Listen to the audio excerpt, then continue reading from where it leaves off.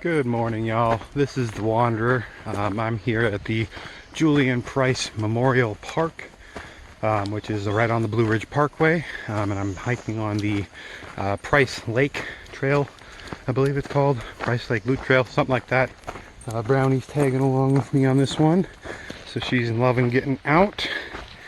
But I'm going to keep moving on this trail. I'm going to go ahead and get another vlog up for you guys soon, so I figure I'll go ahead and start now while I'm on trail. Guess I'll show you all the trail instead of y'all having to look at me the whole time. But I guess this vlog is probably going to be about how I get by on the road, some of the budgeting choices I make, and how I create and sell my work, my artwork on the road as I go.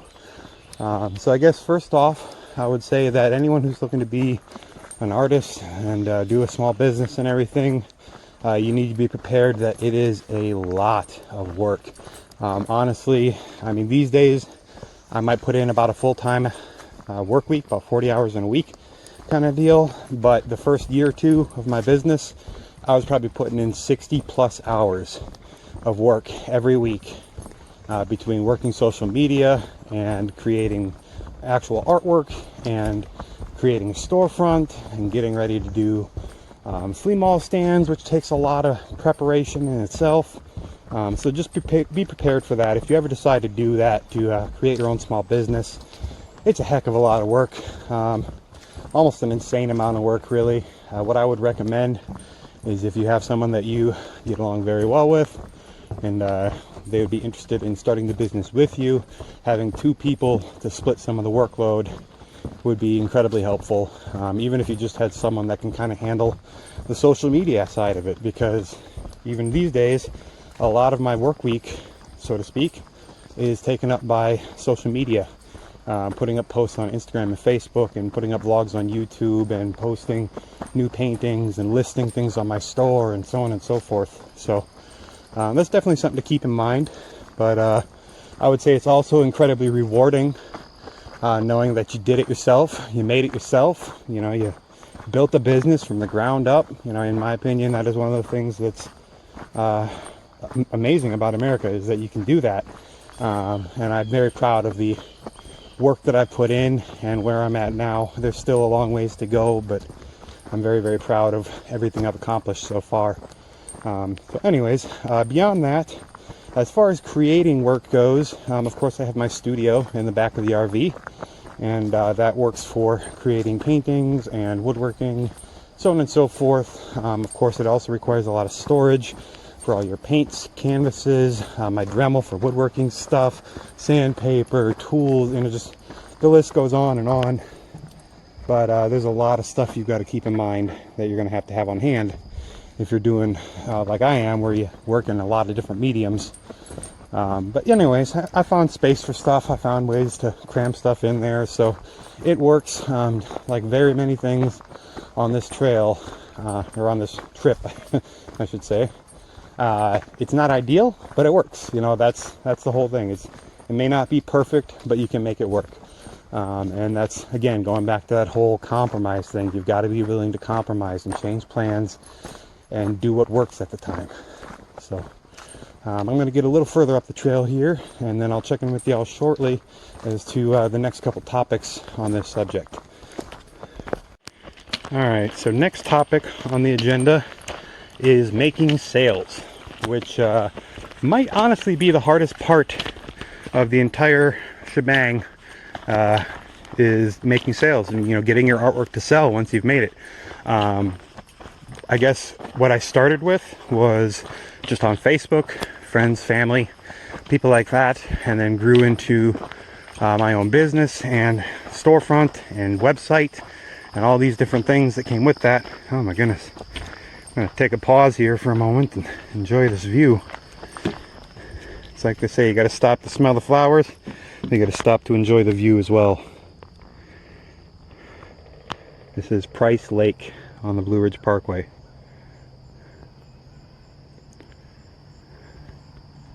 There's actually a campground too over, the trail goes right through it. There's a campground over there.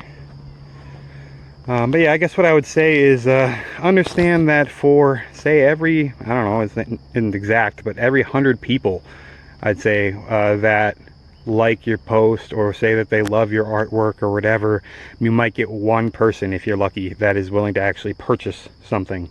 And the other side of that is you have to make it easy for the customer. You know, you have to make it, a lot of times people don't like paying extra for shipping, so maybe bump your prices up just a little bit and include that shipping.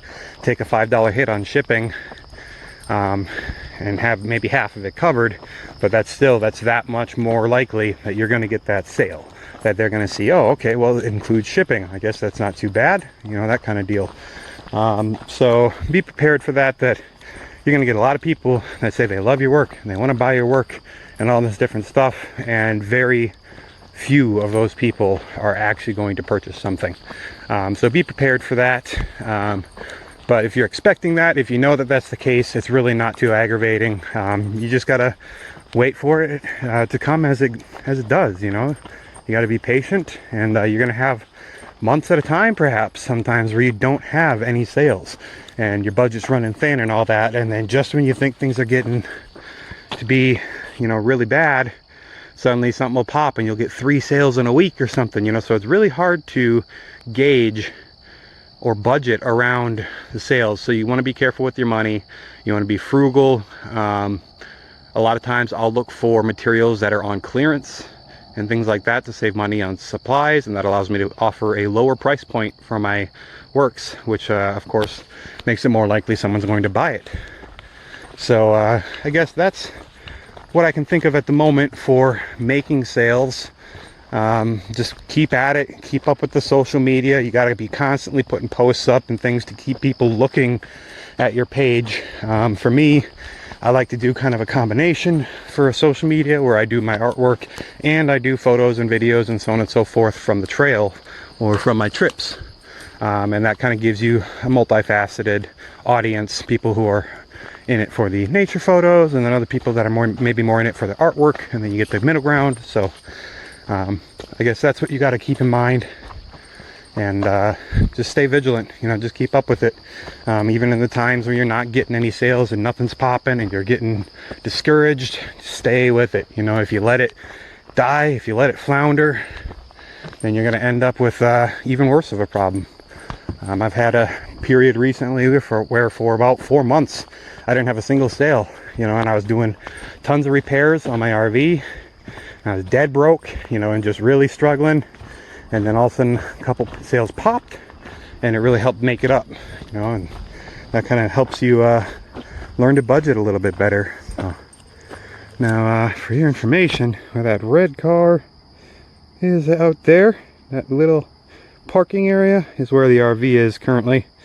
We're going to be going back along this bridge by the time we get back there. So it's not too bad of a hike. It's only 2.3 miles round trip. Might be taking me an hour, you know, something like that. Maybe a little under an hour even. It's a good length for Brownie too.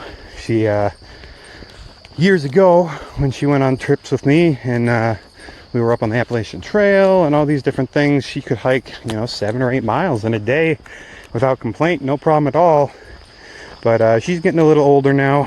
You know, she's got some grays in her face, but she's doing really good. And nowadays it's really more like 3 miles is about her tops before she starts kind of not wanting to be doing this anymore. Yeah, a little off subject, but I'm sure you guys don't mind a little information about her. So yeah, I will go ahead and keep moving on this trail and see what else we got up here, and check in with y'all one last time before I get back to the RV for a final subject. So a quick little subject I can throw in here between clips is advertising.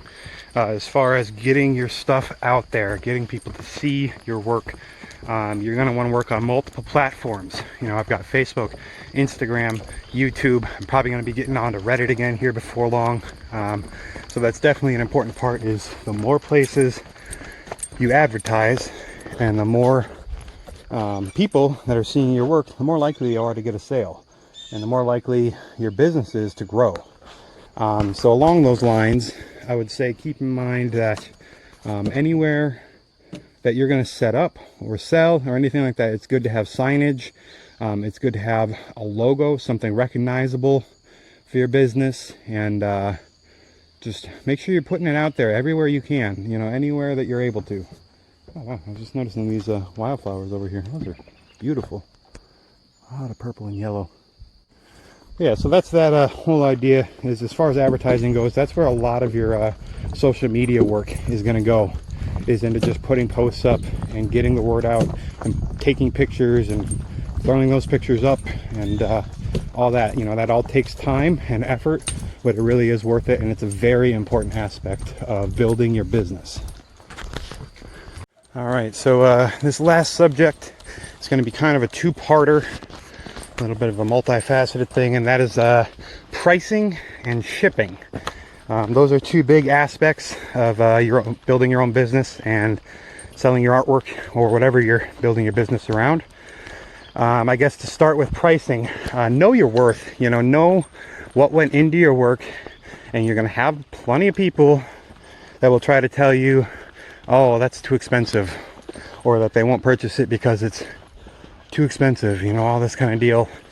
And just stick with it. You know, you'll have people who will be understanding and appreciate your artwork and know what went into it well enough to purchase your artwork at the fair price that you have it priced at. So don't undersell yourself. Don't mark all your stuff down because you're having a hard time. You know, maybe do a sale or something. I do that every once in a while. I'll put a discount up for a couple days or something, you know, if I'm really hurting for sales. But even then, I know I'm making enough to cover all my supplies, the shipping cost, and make some profit on the item. So just make sure you're not underselling yourself, I guess, is the biggest part of that pricing aspect. And then as far as shipping goes, it's fairly straightforward, I guess. I use USPS for pretty much all my shipments, and of course they have locations everywhere. Every other town, it seems, has their post office. So I guess what you got to think of, trying to talk and hike is wearing me out. But what you got to think of is, when you're doing your pricing, don't just think, okay, it's going to cost me $7 to ship this item. Think it's going to cost me $7 to ship this item, plus $2 in packaging materials, plus say another $1 or $2 for gas or wherever you got to run to ship it. You know, especially when you're on the road like this, you might have to go, you know, 10, 15, 20 miles or something out of the way to get to a town where there's a post office. So, you know, that $7 in shipping suddenly becomes $10 in shipping. That is one aspect of the selling price that I will take a hit on a little bit sometimes, is shipping.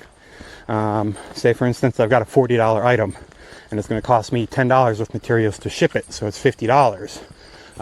What I'll probably do is mark that item as $45 with included shipping, so that it's got free shipping with it. And yeah, I'll take a $5 hit on the shipping cost for it, but it keeps the price just a touch lower, and I'm still making my money on it, so that's really what matters. So, you know, it's personal. Everyone's got their own way of doing things, but just keep that in mind. Don't underbid yourself, and make sure you're putting all of your time and materials and shipping costs and everything else into the equation before you put that price on there and throw it up. So I guess that's that subject. I hope you guys learned a few things about kind of trying to run a business while on the road, and I guess that'll be my tips for today, is know your worth, you know, price it correctly, and stick with it. You know, keep your determination. If it's something you love and it's something you want to make happen, it's gonna be hard. You know, nothing easy is really worth, you know, sticking around for so long. If it's going to be good, it's going to be hard. So keep that in mind, and I highly encourage everyone who's viewing to consider doing something along these lines. Small business, whether it be artwork or lawn care or interior decorating or God knows what. You know, there's never-ending list of things that you can do. So find something you love, put the work in, make it happen, and when you get to the point where it's kind of running better, you're going to feel so great about having something that you built that helps support your life and your lifestyle, and is just really something you love to do. You know, it's like they say, when you look for work, find something you love, and that's what this is all about. So I'm going to go ahead and sign off here and try to catch my breath. I'm almost back to the camper, probably got about a quarter mile to go. So I very much appreciate y'all signing in and checking out this video. I hope you guys will check out the next one as well. I'm going to be trying to get out videos every couple days or so for this vlog, and hopefully you guys can learn a few things and see some pretty sights and all that kind of deal. So once again, I very much appreciate y'all watching. Hit the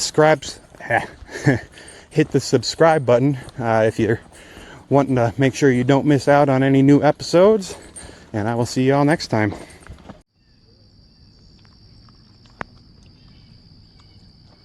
Okay, so afterward time. I really do appreciate y'all tuning in, checking out this new vlog. I just wanted to let y'all know that as for the next vlog, I think the topic, unless y'all can think of something better for me, and if you do, please leave it in the comments below. My next vlog will probably be about trip planning, route planning, parking, all the little logistics that go with trying to move a 26-foot RV across the United States. So that's the next vlog, I think, is just going to be planning ahead, you know, and what all you got to look into and keep in mind before you get into certain areas. Tonight I'll be actually staying at a KOA campground, which is an incredible rarity for me to actually be paying for a campground. But it'll be nice to have electric and water and sewer and all that hooked up for a day, and be able to pre-chill drinks in the cool and the fridge, because I'll be able to run it on electric. Freeze ice in the freezer, dump my sewage tank, you know, be able to use my bathroom as much as I'd like. You know, all these little things that you take for granted when you're living in a home somewhere that really become luxuries when you're out on the road like this. So that'll be some of the stuff that I go over on the next vlog as well. Logistics as far as using your bathroom and keeping up with fuel requirements, and just general trip planning stuff like that. So once again, thank you for tuning in, and I will see y'all next time.